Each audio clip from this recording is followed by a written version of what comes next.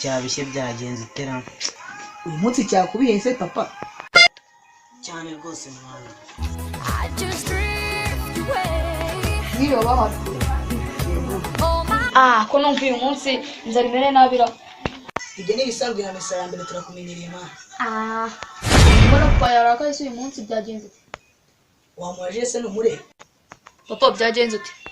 Aha, wabara n'iki mwana wanjye ko no munsi natanga. Ni ikihe kibazo papa? Ni ikinyamakuru kiri hano kibishye nk'umuravumba. Papa wanije ikinyamakuru uri gusoma nka rero. Papa nari ngatanga atari ikinyamakuru uri gusoma. Nawe ndebera mwana. Papa ufitiye igisubizo. Papa ikinyamakuru ndi gusoma cy'Abanyarwanda n'Abanyafurika cyiza cyane. Bakita ngo iki se mwana? Papa the top African news.com.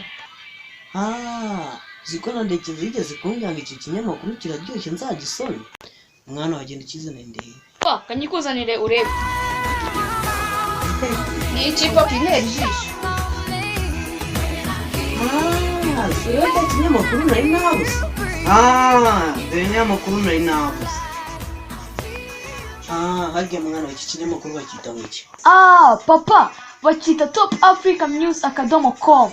Bakita top African music. Oya papa bakita top African news.com. Papa sana twelese. Agrafu yakiri hejisho.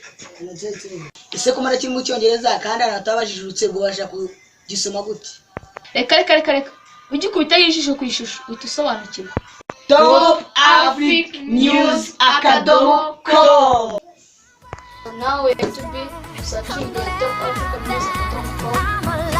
Reba amakuru hanze no mu Rwanda. Yola.